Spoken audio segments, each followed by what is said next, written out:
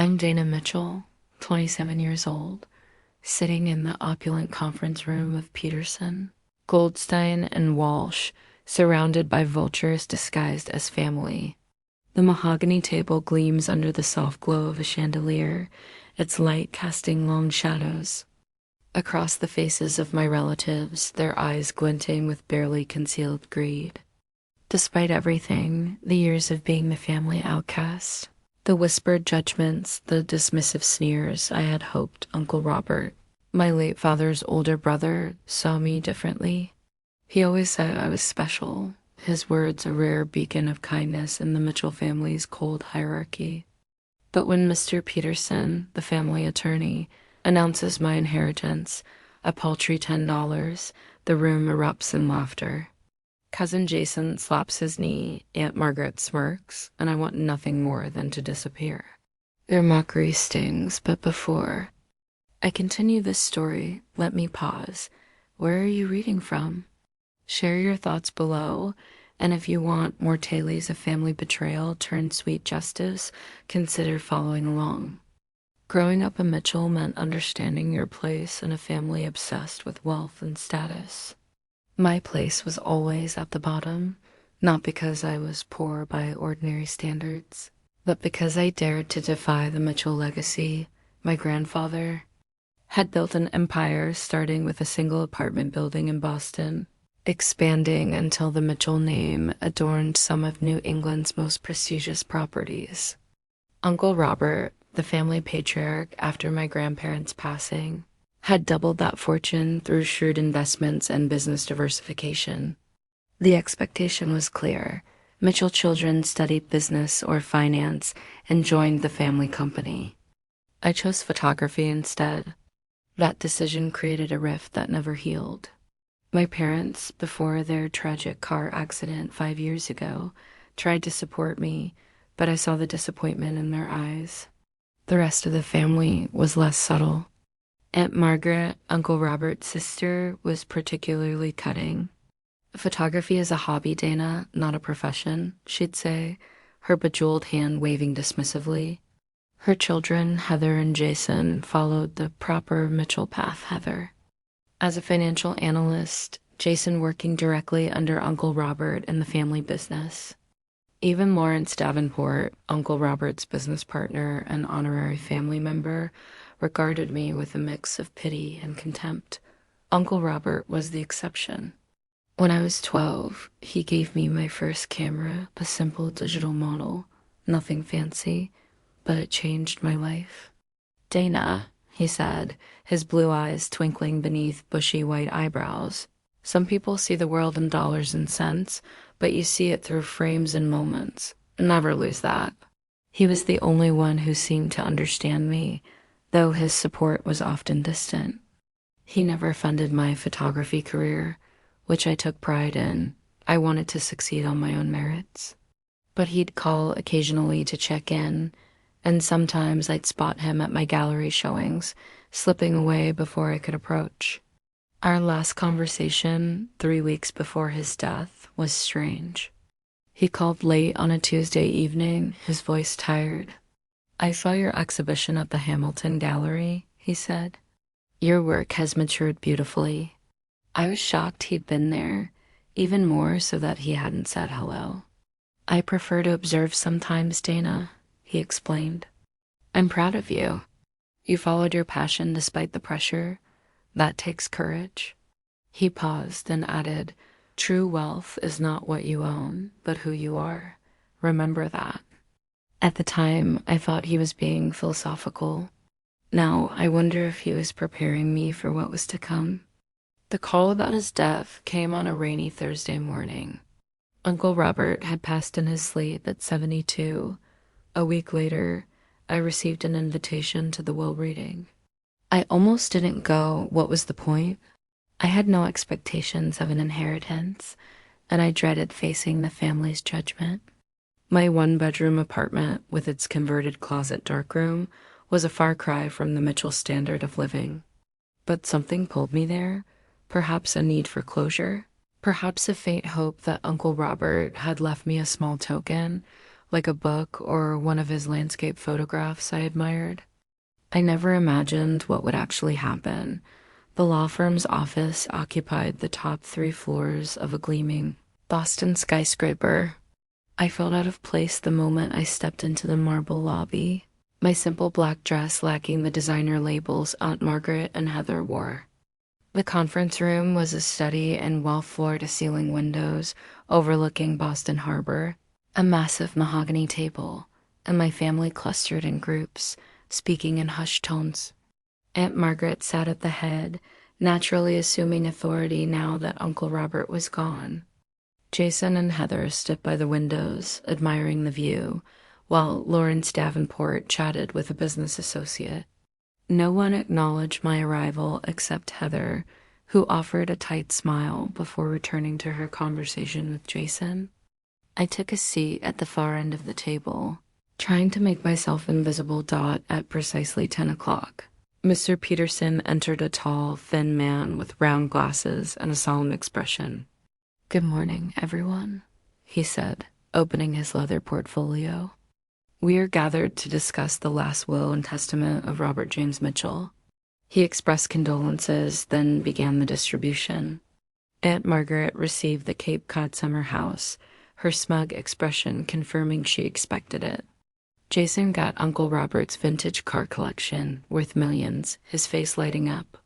Heather inherited the art collection, clasping her hands in delight. Lawrence received a significant portion of Mitchell Group shares and a personal letter. Smaller bequests, books, watches, memorabilia went to other relatives and friends. I waited, expecting nothing but hoping for a small gesture, perhaps a camera or a photograph. Finally, Mr. Peterson cleared his throat and looked at me. "To my niece, Dana Mitchell, I leave the sum of $10. The room went silent, then someone snickered. The snicker became a chuckle, spreading until most of my relatives were laughing openly. $10, Jason exclaimed, slapping his knee. "What are you going to do with that fortune, Dana?" "Buy a fancy coffee?" Heather looked embarrassed, but couldn't hide a twitch of amusement. Aunt Margaret didn't laugh. She just gave me a look of pity and vindication. "Perhaps this will help you understand the value of practical career choices," she said. The humiliation burned like acid. It wasn't about the money, it was the message, the public declaration that I was worth less than Uncle Robert's gardener, who got $5,000. "I assume you have the check prepared?" I asked Mr. Peterson, my voice trembling but steady. He nodded, looking uncomfortable. "It will be provided after the reading." I wanted to flee, to escape the smirking faces and crushing judgment, but pride kept me there. I wouldn't give them the satisfaction of seeing me break. As the reading continued with minor properties and investments, I sat frozen, my mind racing. Had Uncle Robert's pride in me been a lie? Was this $10 a final lesson, a reminder that I'd chosen to forge my own path without family support? Whatever the reason, it felt cruel. A public humiliation that confirmed my worst fears. To the Mitchells, I was nothing but a disappointment. When the reading concluded, I gathered my belongings, the $10 check burning in my wallet like a brand of shame. Snippets of conversation followed me as I headed for the door. "I thought Robert might leave her something out of pity," Aunt Margaret said to Lawrence. "He always had a soft spot for strays," Jason laughed. $10 won't even cover her parking." I paused at the door, memories flooding back Uncle Robert at my college graduation, giving me a thumbs up from a distance, defending my career choice to my parents, calling on my birthday when others forgot. Had it all been meaningless? My best friend Zoe's words echoed, "He's just like the rest of them. If he really supported you, he'd help you financially." I'd always defended him, insisting he respected my independence. Now I felt foolish, naive, the black sheep who'd clung to the hope that one family member saw value in her. The hurt was turning to anger, a slow burn radiating from my chest. I'd wasted years seeking approval from a family that would never give it. I was almost out the door when Heather caught up. "Dana, wait," she said, gesturing toward the conference room. "I'm sorry about that. It was unkind of Jason to laugh." "But not unkind of you," I challenged. She looked ashamed. "You know how Uncle Robert was? He was always testing people, teaching lessons." "And what lesson was this supposed to teach me, Heather?" "That I should have abandoned my dreams for the Mitchell mold." She softened. "Maybe it's not too late. You're still family. You could work for the company, learn the business." The suggestion was so absurd, I nearly laughed. "I don't want your life, Heather." "I never have." Before she could respond, Jason approached, sliding his new vintage car keys into his pocket. "Hey, cuz," he said with fake warmth, "don't take it so hard. If you need a loan, I could help." The condescension snapped something in me. "I don't need your money, Jason. Unlike you, I've built something on my own." His face darkened. "You ungrateful?" Aunt Margaret's sharp voice cut him off. "That's enough. Dana has made her choices, and now she must live with them." I looked at them, my family by blood, strangers by choice. "You're right," I said. "Uncle Robert made his choice clear, and I'm making mine. Goodbye." I was steps from leaving when Mr. Peterson called. "Miss Mitchell, a moment, please." The family exchanged curious glances. "There are some additional papers you need to sign," he explained, his expression unreadable. Jason snorted. "Probably." "A waiver promising not to contest the will for more than your $10. I ignored him, hesitating. Something in Mr. Peterson's eyes, a quiet intensity, made me stay. "It won't take long," he added. "Fine," I said, curiosity outweighing my urge to escape. Aunt Margaret offered to wait, but Mr. Peterson smoothly interjected, "That won't be necessary. This may take some time." With visible reluctance, the family left, and the heavy door closed behind them. Mr. Peterson's demeanor shifted, the solemn mask replaced by anticipation. "Miss Mitchell, Dana, if I may please come back to the conference room." Confused, I followed him to the mahogany table where I'd received my $10 insult. He gestured to a chair at the head Uncle Robert's symbolic position. When I hesitated, he nodded encouragingly. "It's quite appropriate, I assure you." He reached into his portfolio and produced a sealed envelope with my name in Uncle Robert's distinctive handwriting. "Before I give you this," he said, "I want to explain. I've been the Mitchell family attorney for over 30 years. In all that time, I've never seen a more carefully constructed plan than what Robert put together in his final months." "Plan?" I echoed, confused. "Your uncle was diagnosed with terminal cancer 8 months ago," he said gently. "He kept it private, telling only me and his doctors. He used his remaining time to... well, his letter will explain better than I can." He handed me the envelope, heavier than expected, sealed with Uncle Robert's signet ring imprint. "Should." I gestured to the seal. "Please," he said. "Take your time. I'll be outside when you're finished." With trembling fingers, I broke the seal and withdrew several pages of Uncle Robert's elegant script. "My dearest Dana," it began, "if you're reading this, the theatrical first act of my will reading has concluded. I imagine you're feeling hurt, confused, and angry. For that, I'm truly sorry. The $10 bequest was a necessary deception." My breath caught. He explained that I was the primary beneficiary of his estate, 80% of his assets, approximately $340 million, including his majority stake in the Mitchell Group and personal properties. The public bequests to the family were less than 20%. "Money without purpose is a prison," he wrote. "I've seen it trap our family for generations, warping relationships and priorities. You escaped this fate, choosing passion over prestige. Your photography reveals a soul that sees the world with compassion and clarity. He revealed the $10 was to protect me, If the family knew I was the primary heir, they'd try to control or contest the will. It also let me see their true feelings, unfiltered. Then came the shock. Under the pseudonym Patrick Sullivan, he'd been my biggest collector, buying my work for years. His Beacon Hill penthouse held a private gallery of my photographs.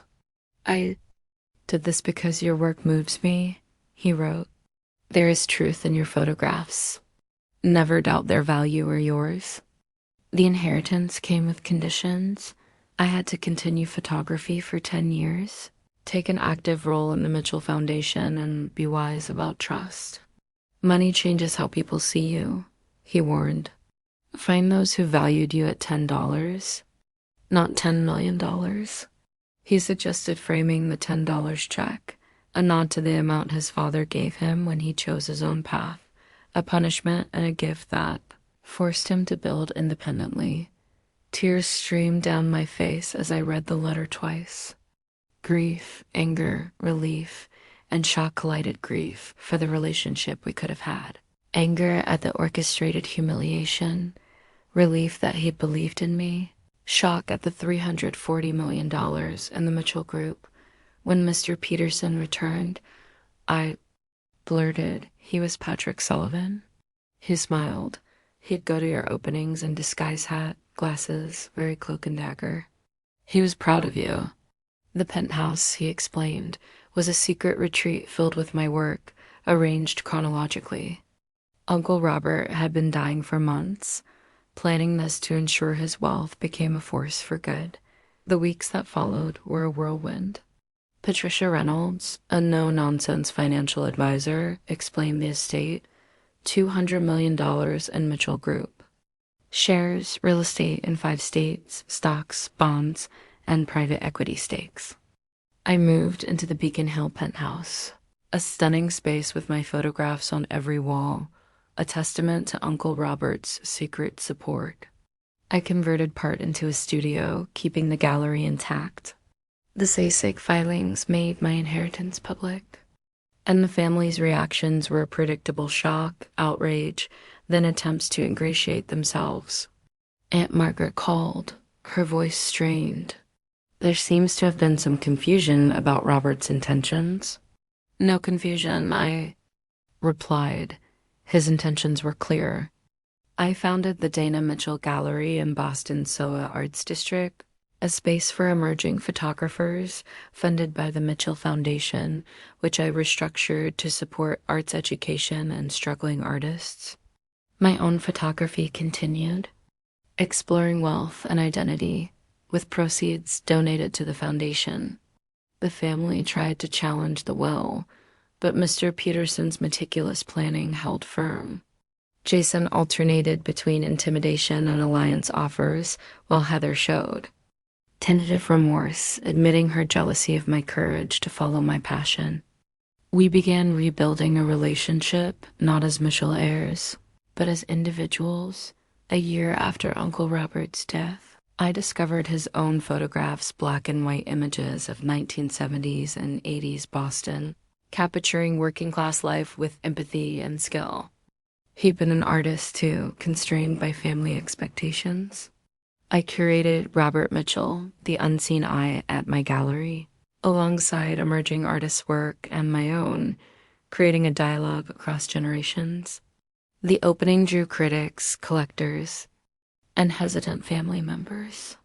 Aunt Margaret admitted she hadn't known Robert's passion, hinting at regret. Jason remained skeptical, but Heather's emotional response to the photos suggested a shift. Mr. Peterson handed me a final note from Uncle Robert that night. "Money makes a wonderful servant, but a terrible master. Let it serve your vision." I framed the $10 check in my studio, a reminder that true worth isn't counted in dollars. As I stood outside the gallery, Boston's skyline glittering, I felt the weight and lift of my new reality. Uncle Robert's gift was possibility, freedom to define success, create opportunities, and stay true to myself. What would you do with such a gift? Would wealth change you, or would you hold fast to your authenticity? Share your thoughts below. And if this story of betrayal turned justice resonates, consider following for more.